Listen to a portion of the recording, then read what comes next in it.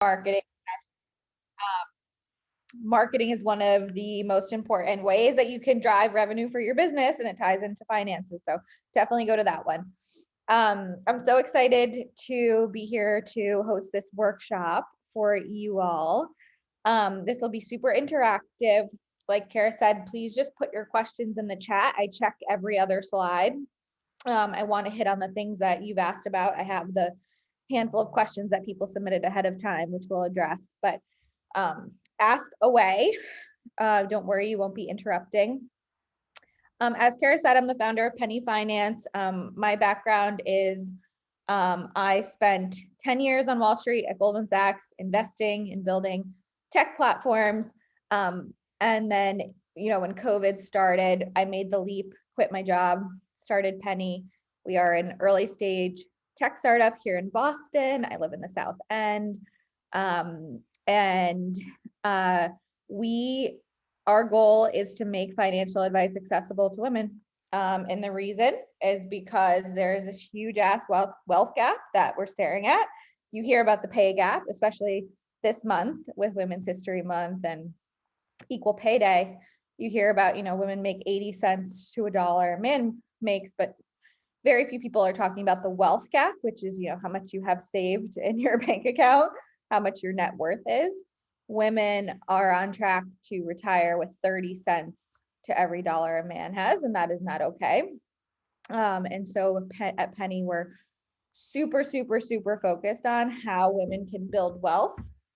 We don't want to rely on employers to pay us more. And if you're an entrepreneur, you can't rely on an employer anyway. You need to make the money yourself. So we're so excited to go through this workshop today. It's a mix of personal finance and business finance.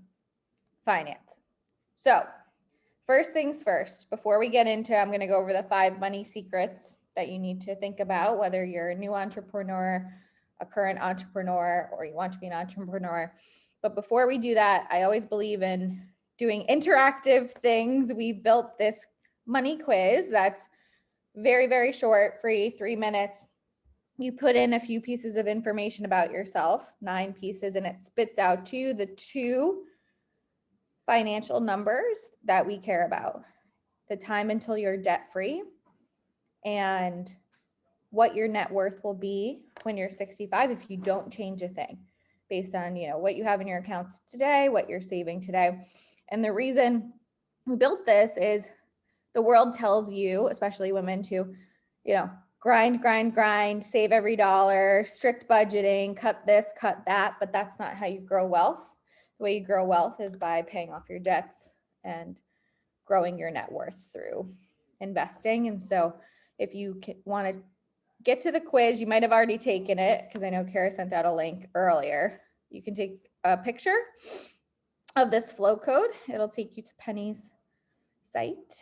And we want you to just go through the quiz really quickly so you have your numbers in front of you. I'll show you what the results will look like so you get a feel for the output, but essentially you're going to get something that spits out your savings, what your future net worth could be and how that changes if you don't invest, and then your debt picture. And this one's really important because the banks, especially for student loans and credit card debt, don't tell you what your monthly payment should be. So you might be in a position where this says never, and we want to fix that for you. So I'm going to go back to this, take the quiz. I'll give you guys a second. And again, the reason we're starting with this and with personal finances is, as a business owner, I first want your personal finances to be in order so that you can put that aside and then focus all of your mind share on your business and your business financials. And that's the money secrets we're going to go through right after this. Anyone having issues getting to the quiz, you can drop a little note in the chat.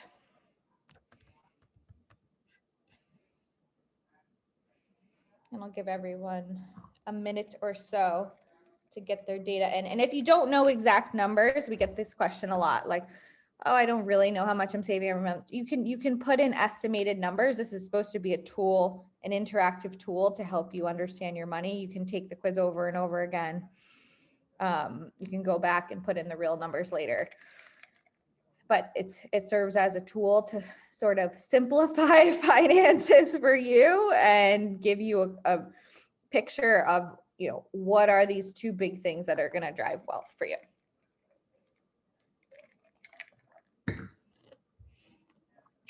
Okay, it doesn't seem like anyone has issues, so we're going to go through money to-dos for entrepreneurial women. And I'm going to start with the one thing you need to do for yourself, and then the next 4 things are all related to your business. So the first is setting up an IRA. The second is knowing your business numbers inside and out. The third is exploring creative ways to fund your business. I love this topic. The fourth is maximizing your profits. I think a lot of people think, oh, I need more customers, more revenue, but there's a ton you can do with cost savings and operational efficiencies that don't require you to bring in more revenue, which is really, really, really important because it's so hard to bring in revenue for your business. And then taxes, which I promise won't be boring. It'll be the good stuff, and how that links back to your personal situation. So the first topic, retirement. And you're probably thinking, okay, I just started my business. I'm very much in the now. Why the heck are we talking about retirement? Retirement savings is arguably the number one way to grow wealth over time. And especially as a business owner, when you're taking risk and running a business and you don't necessarily have a stable income, it is even more important to just spend a little bit of time thinking about, okay, how am I going to build my nest egg for the end of life when I want to retire? And that'll give you some peace of mind knowing, you know what, I'm putting away a little bit of money for my future self. And then I could just focus all of my efforts on how do I maximize my business right now. A lot of people think that retirement is something to deal with later when you have money, but the beauty of saving and investing for retirement is that time is the magic ingredient. So I put some examples on this slide to give you a visual between a 22-year-old and a 32-year-old. If you're 22 saving $500 a month, you're going to retire with over $1 million. If you wait till you're 32 to start and you're saving the same, that number gets cut in half. And that 22-year-old really didn't save that much more money. It's time that you're invested in the market, that compound effect that grows your wealth so much faster. And you can never really catch up with that, even if you sell your company for $10 million or something ridiculous. So, you know, the first thing I want you to do is an IRA is an individual retirement account. It's meant for people who don't work for a company. You can put $6,000 in a year. My number one request for business owners and the smartest money move you can make is figuring out how you can get $500 into that account every single month and get it invested, because that will, one, help you get peace of mind that whatever you're working on now, it's going to be okay. You're going to have that nest egg later in life. And two, time is on your side.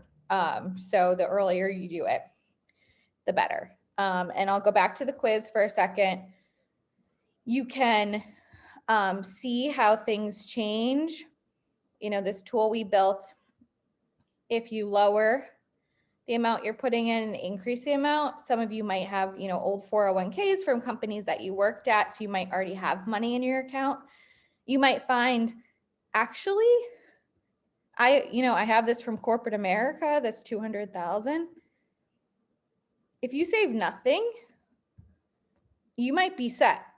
And this might be, you might be able to check this off of your list. You might not even need to add $500 a month to it. So the first thing I want you to do is just figure out where you're going to be at when you're 65 and check that off your list.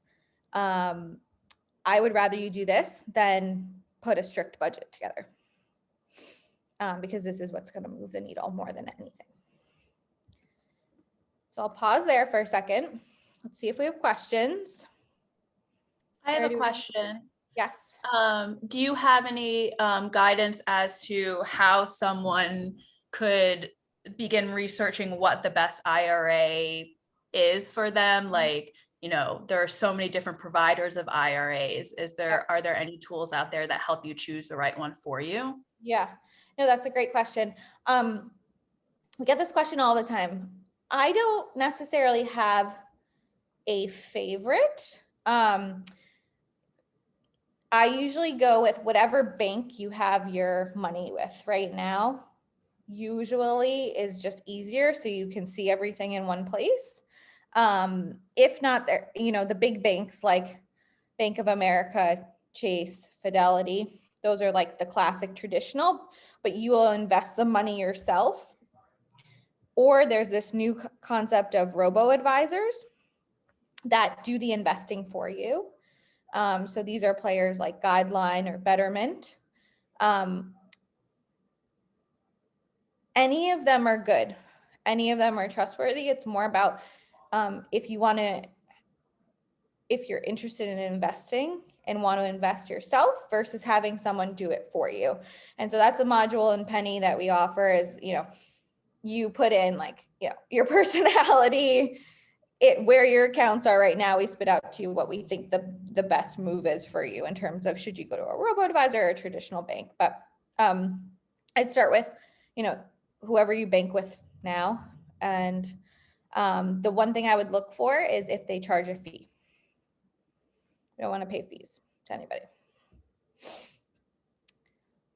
Any other questions? Anything in the chat on retirement? Once you, you know, if you have more than, if you can save more than $6,000 a year and your business is doing really well and you're generating wonderful amounts of profit, which I hope for all of you, there's a special IRA called a SEP IRA where you could put more than $6,000 a year in. You can put 20% of your income from your business in and you get a tax deduction. That's something that just write down if, you know, for future, it's a good way to shield some income, save more for retirement. And again, it's called a SEP IRA, SEP.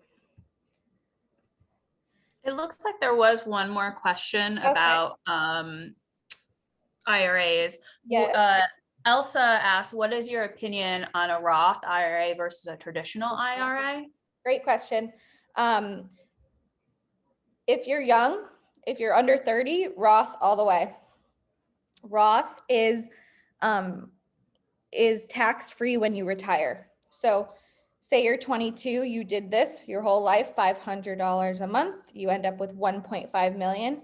You won't have any tax savings on the 500 every month you put in, but when you take out the 1.5 million, you don't have to pay taxes on that, which is a wonderful, beautiful thing. If you don't do Roth, you pay taxes at the end when you take it out. You'll get a little tax savings today, you know, on whatever you put in. But would you rather save on $500 or 1.5 million? So the way I think about it, young, Roth, so you pay taxes now. When you're older, traditional, you pay taxes, you pay less taxes when you're older. And then when you retire, it's not gonna make a difference because the money hasn't grown that much. A lot of people get stuck on this, and I won't spend more time on it because we got to get into the business stuff. It's all in Penny. You could put in your numbers, like how much you're saving, what your tax bracket is, how old you are, and we'll tell you Roth or regular. But you know, if you're in your mid 30s like me, if you're making a good amount of money and you're in a higher tax bracket and you want a strategy to save on taxes, traditional is good. So a lot of people do 50-50. You just do both and you do 50-50. Like there's no wrong answer because we don't know what taxes are going to be when we're 65. So the easy answer is Roth when you're young, traditional when you're older, when you're in the middle, 50-50. Great question. Okay, number 2, knowing your business numbers inside and out. This is where a lot of people we work with get stuck. But no matter how much money you're generating, no matter how hard you're working, no matter how amazing your company is, your business is, the number one thing that you should be comfortable with is the numbers of your business. And I know people have a lot of aversion to this because they're like, oh God, I have to open an Excel and put in my revenue numbers for every single month and like dig into this. That's really freaking me out. But this will teach you so much about your business and help you ensure that you are a successful business. So what I tell people to do is put 2 hours on your calendar every single month to look at your business financials and come up with a process to track things. We'll go into the QuickBooks I think is the best, but there are a bunch of different platforms you can use to track your revenue and your expenses, but you don't even need to get into the nitty-gritty in Excel or QuickBooks. I mean, you should for tax purposes, but these are the numbers I want you to know, these 6. It's your total revenue. What's the money you're bringing in to the business? And if you're a new business, you should be thinking about like estimating what's worst case, best case, what could this number be so that you can plan. How much funding do I need? You know, how do I back into what's my marketing spend and how much I should be investing in the business to generate this amount of revenue. Expenses will always be 2 times what you estimated. So keep that in mind, but expenses, how much you're spending on your business. And net income is quite possibly the most important number as a business owner. It's simply your revenue minus your expenses. You should be tracking this on a monthly basis.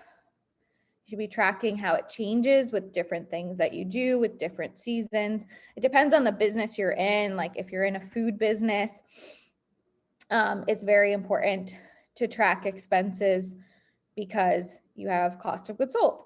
If you're not a food business, you're a tech business like me, my biggest expense is payroll and marketing and how that drives revenue. So knowing your numbers and knowing the fluctuations just helps you plan and look back in time and tell a story about your business. What do we do well? What do we need to do better?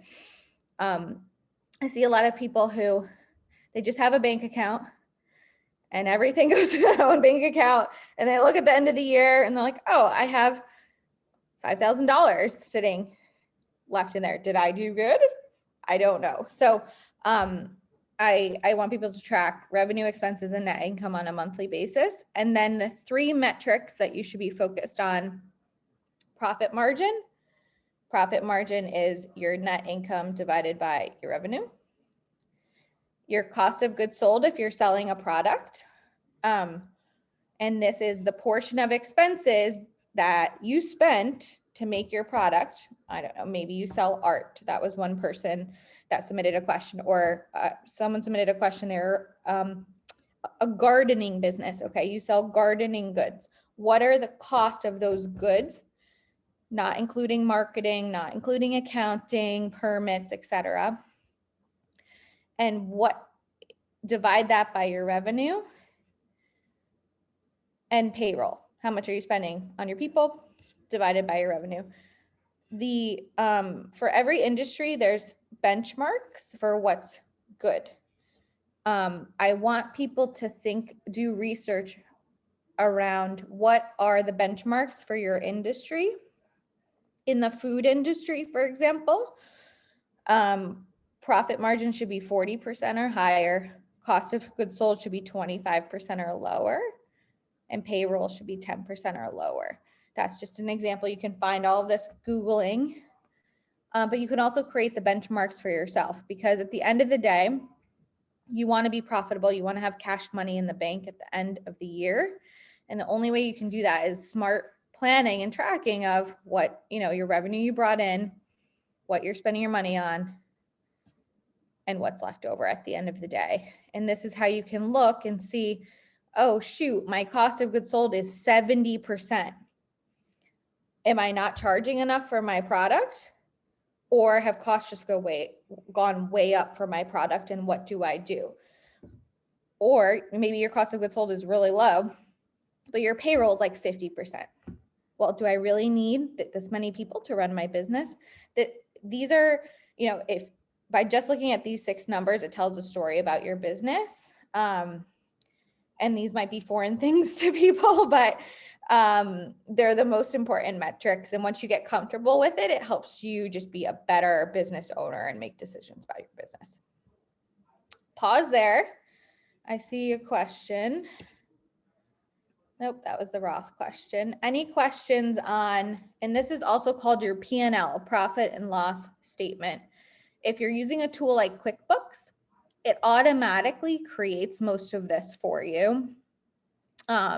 It won't, do these percentages or tell you the benchmarks, but I also I think one thing is just to look at it. I think people simply just avoid looking at it and are just operating their business and in the zone of like, okay, go. I'm selling, I'm building.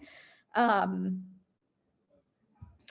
want people to pause 2 hours a month, look at your metrics. Okay, next, funding. This is one of the most popular topics that we talk about with entrepreneurs. The first one is credit cards, because I got a bunch of questions from you all about credit cards for small businesses. And I think that credit cards are one of the best ways to fund your business, actually.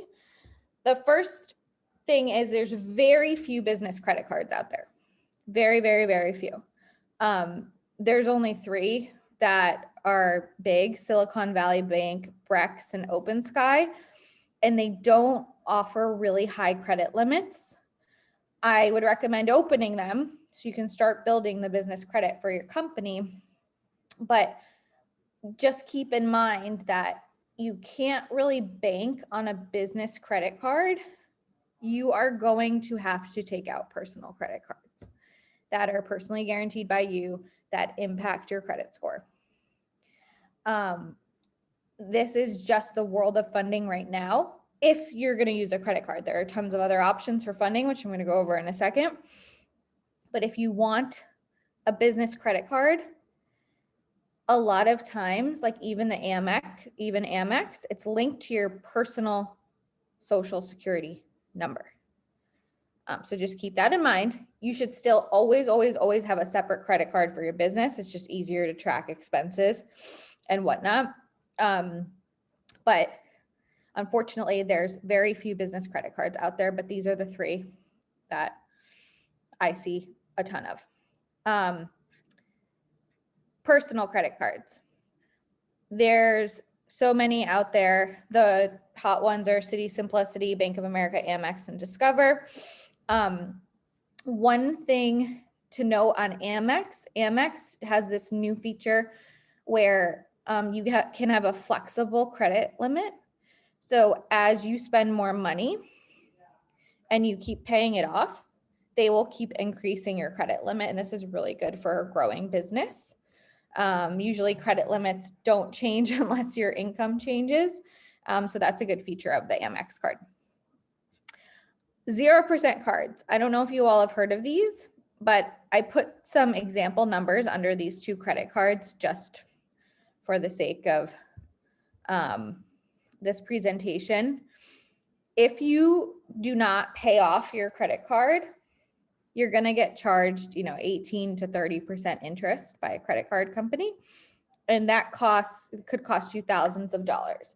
When you're a business owner, especially if you have to buy inventory or you need to, invest upfront on, I need, legal to review this so I can launch my site sort of thing.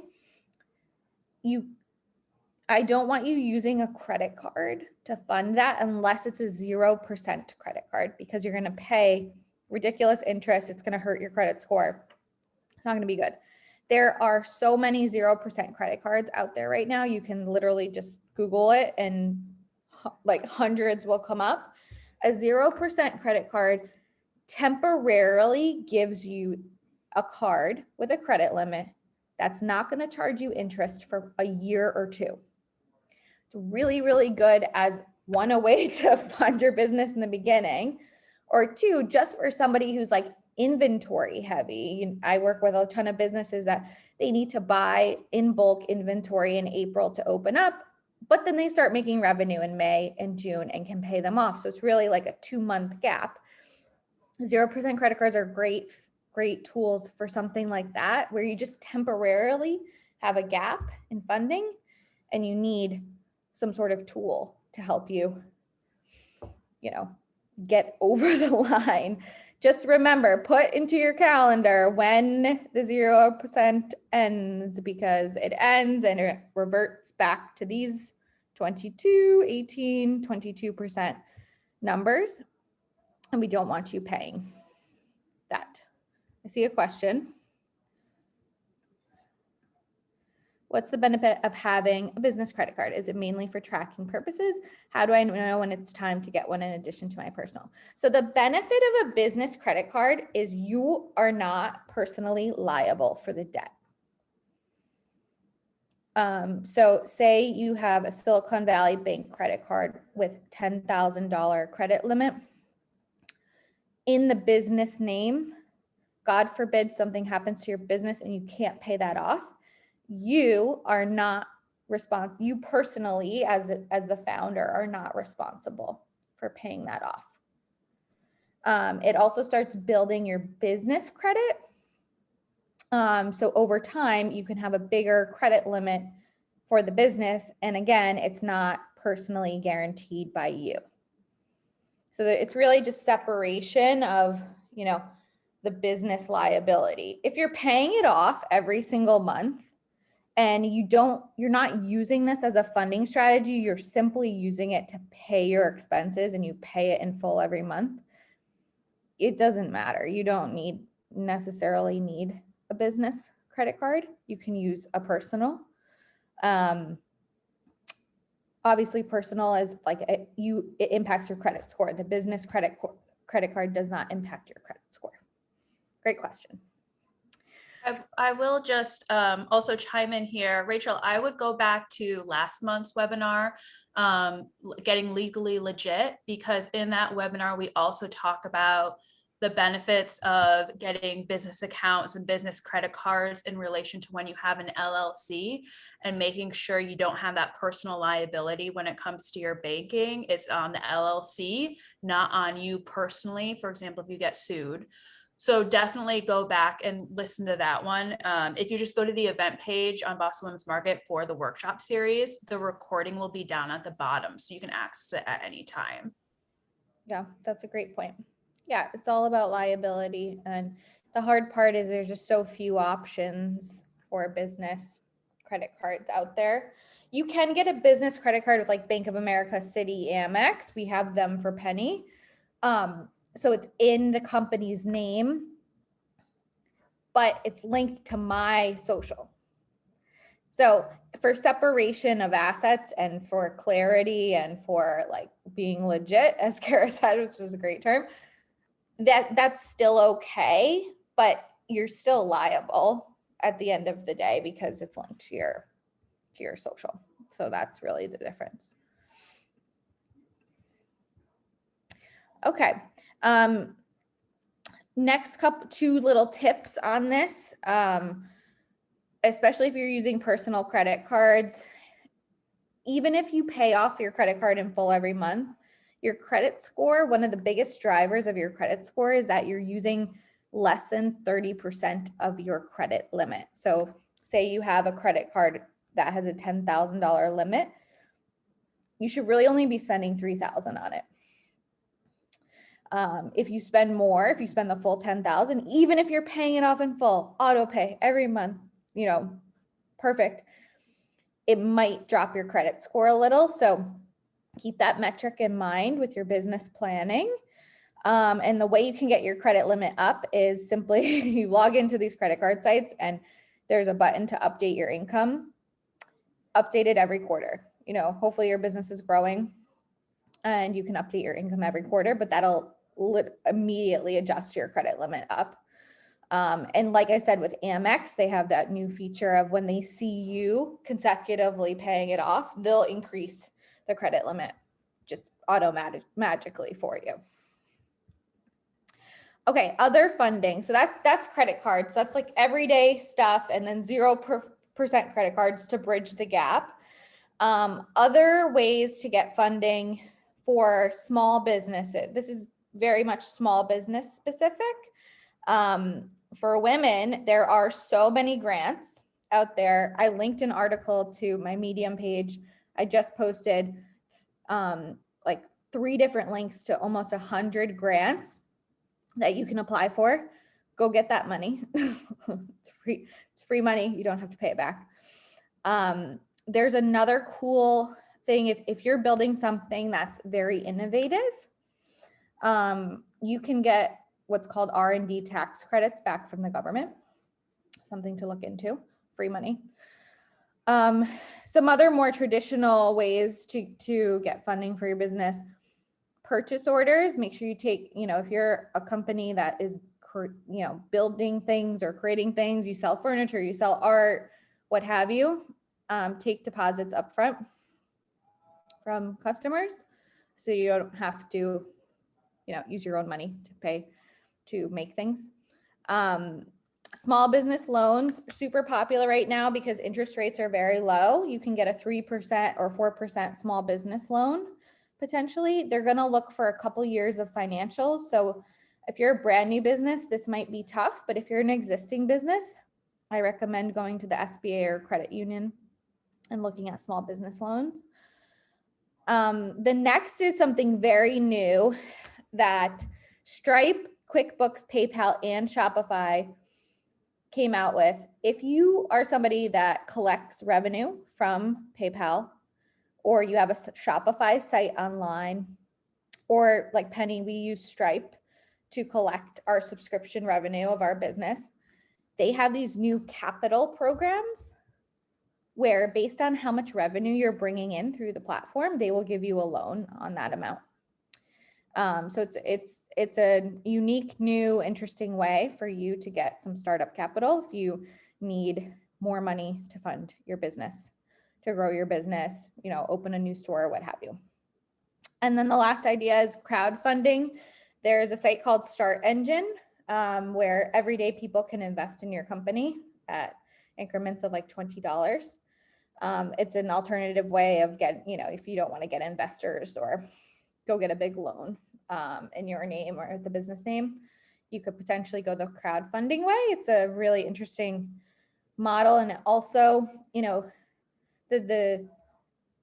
you have to decide if it's right for your business, but the thing that I really like about it is now you have hundreds of ambassadors for your company because they invested in your company. And so it could be a marketing play too. So just some ideas. I have more ideas on my Medium page. This is me more personally than Penny. Penny, we focus more on like, what are the tools for everyday, you know, business and personal finance management. Funding is just a separate thing that's really important to me as a woman business owner. It's very tough to get funding. So I love to give just a few ideas out to folks. Any questions on funding? I had a quick question. I mean, like with this Stripe, Shopify capital thing, I've seen this before, but like, what is the catch? Like, are the interest rates super high, or like, what's the deal with it? The catch is that it's not like a traditional loan where you pay it off later. Like they use your revenue on a monthly basis to pay it off. So it's almost like a short-term monthly loan. It's and if you don't collect the revenue, then they will charge you a fee. There is actually no interest, which is wonderful, but it just limits what you can do with the money, right? Like what can you do in a month? So Yeah, this is really, that's really meant for like, you need to buy inventory, or, you're going to release a new product line next month and it's really super temporary.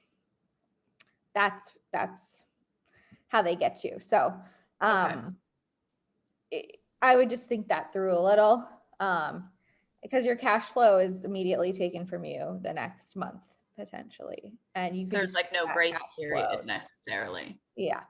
Okay, that's good to know. Okay, maximizing profit. We got a question from somebody. I love the question. I forget who it was. Like, how do I save money and maximize profit? I'm like, amen. Like, that's what we all want to do, right? I have so many ideas for you.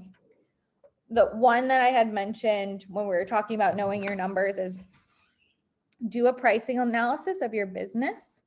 You might not need to bring in new customers. You might not need to cut costs. I find so many businesses that I work with are just not charging enough for their product. Or they're not charging it in the right way. Even at Penny, like I look at my own company, we charge too little for what we offer, but we are trying to be accessible financial education. I've done the pricing analysis over and over again. We should charge way more, but we've just decided consciously to not charge more because, our goal is to get the wisdom out into the world. But if I were a more traditional business and not a tech startup, I would say you should, do a competitive analysis and see what everyone in your area is charging or what your competitors are charging, and make sure you're charging enough. People are scared to increase prices when you have a really loyal customer base, but at the same time, you need to run your business. So don't be scared of increasing prices. And especially today with inflation, the price of everything is going up. Inflation this year is 8%. Inflation means just the cost of everyday stuff and how much it's going up. To keep up with that and to keep up with your cost of goods, you need to think about your pricing structure. And again, you'll know this if you know your numbers inside and out. And if you see your cost of goods sold number going up, it's just be mindful of what you're spending and what you're charging. The second idea, this is a very popular method of generating revenue, regardless of what you sell, is affiliate revenue. Affiliate revenue is essentially getting paid by some third party to advertise a product on your platform. If you're a company that has a huge community of people, you can do something as simple as putting a link to Amazon in your email newsletters and you get paid per click. It's essentially affiliate commissions for referring business to somebody else. You can do this with a site called Skim Links. You can do this with Amazon or eBay. You can just work with some other small businesses in the area to, set up some sort of commission sharing program. But this is a great way to have another channel of revenue if you've built a really strong business in a really big community. Low cost marketing. So someone asked in the pre-survey, what are some tools that I can use from a marketing perspective for my business? Social media, press, email marketing, and SMS are right now the most effective and low cost ways to generate revenue for your business. And when I say social, I don't mean paid advertising like paid Instagram or Facebook ads. Those are really expensive right now. It's just your organic social media channels. Email and SMS, you can use a tool like MailChimp or Klaviyo to send emails and stay engaged with your user base. And SMS is text messaging, especially if you're selling a product. SMS, I think the data is like it's 8x the engagement in sales than email. So just keep up with like the digital marketing tools that are out there, because this is really how you're going to power your business no matter what it is.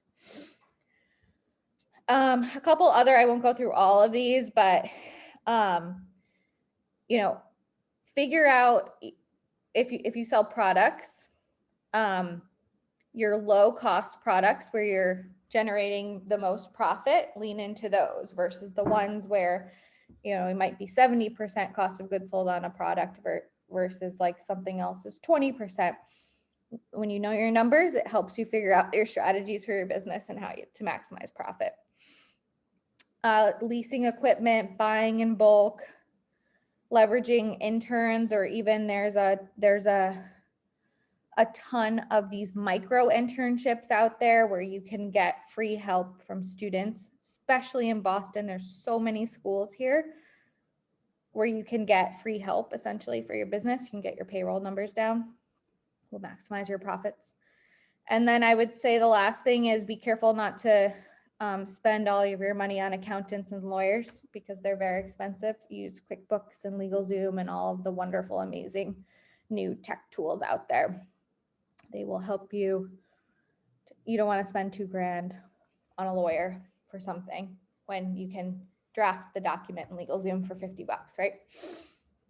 So these are just some ideas, but at the end of the day, the way to maximize your profits and save money is by understanding where you were spending money, where you're generating the income for your business, and just keeping a close eye on that.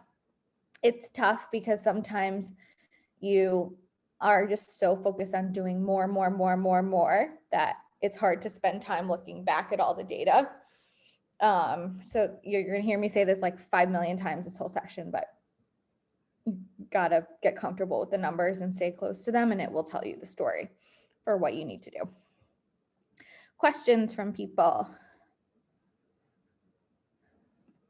Okay, last, taxes. Hopefully people's eyes aren't glazing over at this point. Taxes are especially complicated for business owners. One, because you don't have a company who's figuring out how much do you need to set aside for taxes. So rule of thumb is if you're generating revenue and you're going to be profitable, meaning you're going to, you're not spending all the money on expenses, you want to set aside at least 25% for taxes. I'm going to show you, we actually have a tool. We'll put in some numbers for Massachusetts and Penny. This is a tool we sent out to you. I think Kara sent a link out that we built. Say your business is generating $70,000 per year. We are in Massachusetts.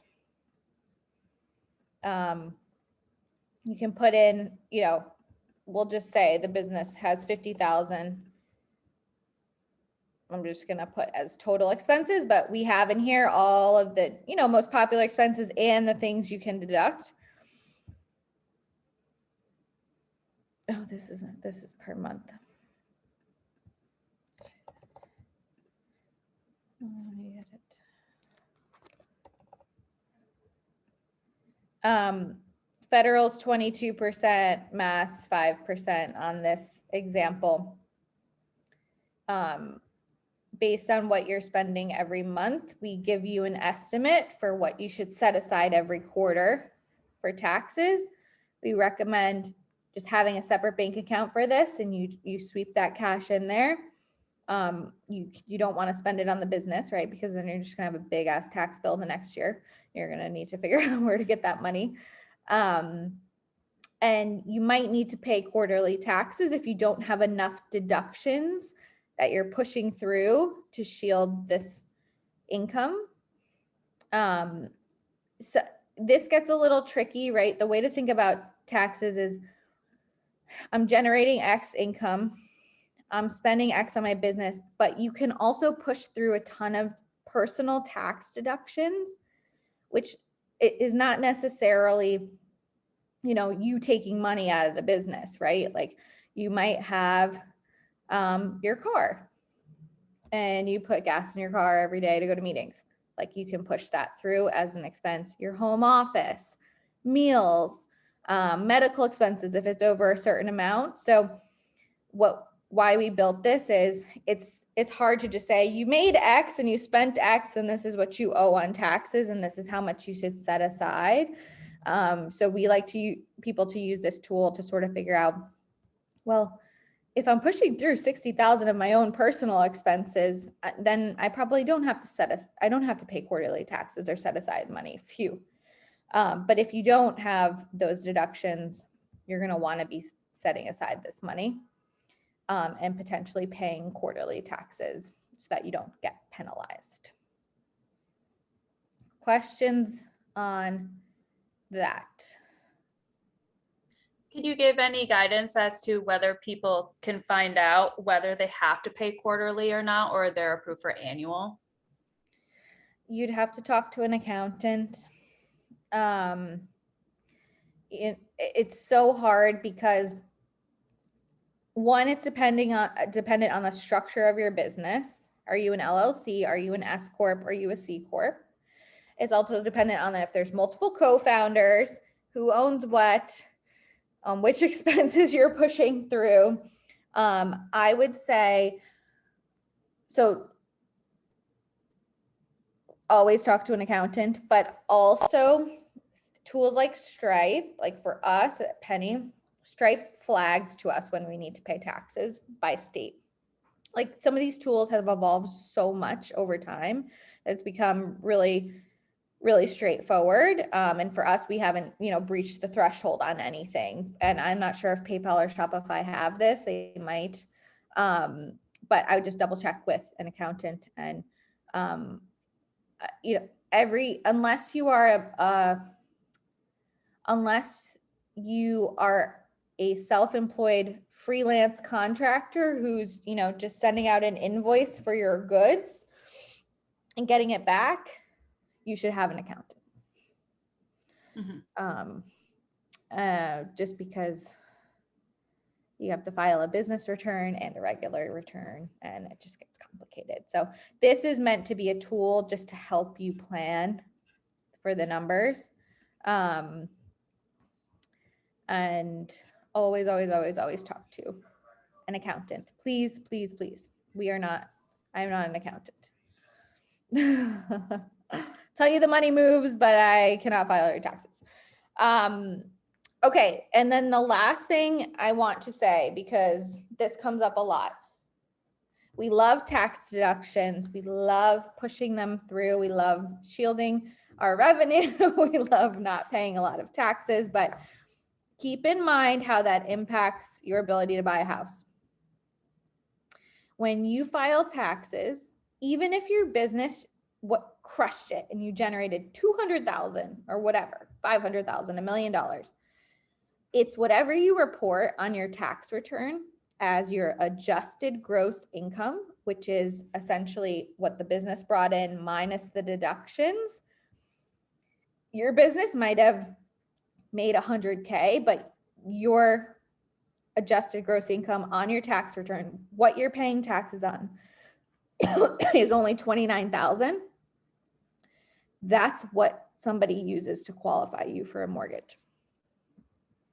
So it's sort of a catch-22. If you want to qualify for a house, it gets really hard because they will look at, your business tax returns and your personal. This person, 29,000, probably a $300,000 house, which does not exist in this world, especially not in Boston. So yes, you might pay less taxes, but think about how that impacts your personal goals. It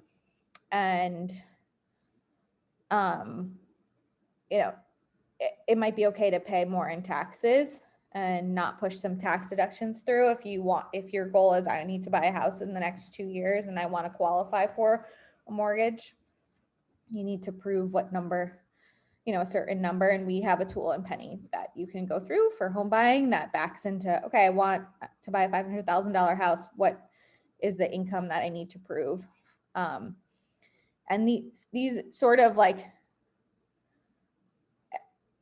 I would just say, you sort of can't control a lot of this, right? Your business will generate the revenue your business generates. But again, you might not want to push some tax deductions through if you want to buy that house. Questions, taxes. Any questions on anything business related?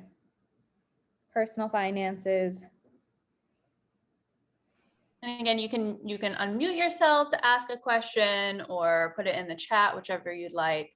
Also, after this session, you can definitely shoot us an email if there are anything that comes to mind after the fact that you were thinking about. Could totally pass along to Crissi also at that point too.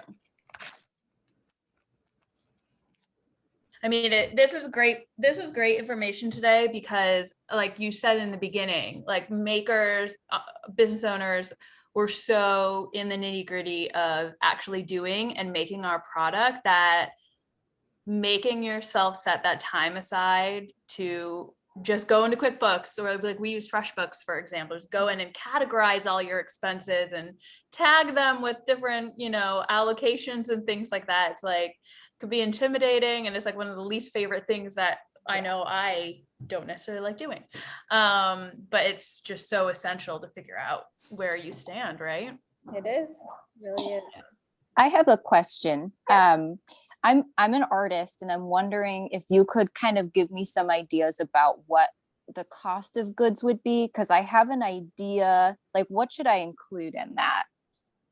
I guess if I'm kind of categorizing what that would add up to in my mind. Great question. I don't know what type of artist you are, but like say you make paintings. Yeah. Like it would be the frame, the paper, the paintbrush. Okay. So everything materials that went into like actually creating that physical good, but not something like and you did advertising in a local newspaper, or would my time wouldn't be accounted in that? Well, no, because you own the business. Right. Okay. Yeah. Okay. Thank you. No. And even payroll, if you have people on payroll, they would go into the separate payroll cost. So okay. Cost of goods sold, COGS, is really just all the raw materials included in the cost of the product. Mm-hmm. Okay. And that's how you can back into, the price you charge for it. Okay. Thank you. You're welcome. And related to that topic, you said that people could just kind of do a general Google search to see what the benchmarkers are for their industry, correct? Yes. Do you have any like go-tos, or should we just do a general? No, you might not like find it specifically like for artists. I'll try to find an article and we can send it out after, but it's really, I would rather you create the benchmark yourself based on what you know about your industry. So like, for example, my mom runs an ice cream business, and in the food industry, it's generally you want 50% profit margin, and you're able to do that based on what the cost of the ice cream is and how much the price should be for that. It's like the price, we can't sell a scoop of ice cream for more than $5, right? So your cost of goods sold has to be $2.50 or less to like make the 50% profit. So how do I figure out how to have $2.50 or less on my cost of goods sold? And what else do I need to run the business? That's where you can like back into it that way. So it's so business specific. So I'd start with like, are you flexible on what you can charge? If not, then the ratios, they're really going to be like, they're always going to be like around 25% cost of goods sold, 10% payroll, the rest on admin stuff. You want to make a 50% profit margin. But if you're flexible on price, like who knows, Elissa could sell her art for like thousands of dollars and it only costs her like $10 on materials. You know, that's a different story. It Yeah. looks like we do have one question from Erica. In Okay. that example, would something like rent or a studio space be included? I mean, I think we kind of addressed that where Yep, that wouldn't nope. necessarily be a cog. Nope, not cogs. Rent and studio space, rent is its own line item. Nope, cost of goods sold is just raw materials in the product that you're selling. Awesome. And that wouldn't apply to like a tech company or, you know, someone Yeah. that doesn't have an actual physical product that they're selling. Does anyone have any more questions? We are at that 7 o'clock point in time already. We don't like going too far beyond that just because we know people probably still haven't eaten dinner. So if anyone does have any last questions, feel free to get them in, or I'm happy to pass along any questions that you would like after the fact to Crissi. So if anyone is thinking about that kind of thing now, oh, yep, and our little promo for Boston Women's Market. Everyone gets penny for free. Woohoo. Yeah, use code BWM22 to all of those little calculators I was showing you. Access to like different modules on these things to just help you get started. Use this code, you'll get penny for free. We're evolving our tools for business owners, so you'll see more and more stuff coming out into the site, but we wanted to make sure you had access to the platform for joining and spending the time and focusing on your financials. We know it is not the most sexy topic in the world. Well, this was great. Thank you so much for your time. And just to remind everyone, our next session is on April 14th, and it's all about cohesive brand strategy. So go ahead onto our events page and RSVP for that one. And then I will be sending around a link to the recording of this, so you guys can refer back to any of the information at any time also. You're welcome, everyone. Yeah. Thank you for coming. Good to see Thank you, you. Sarah. We'll see you soon. Yeah. Thanks, everyone. Have a great night. Bye.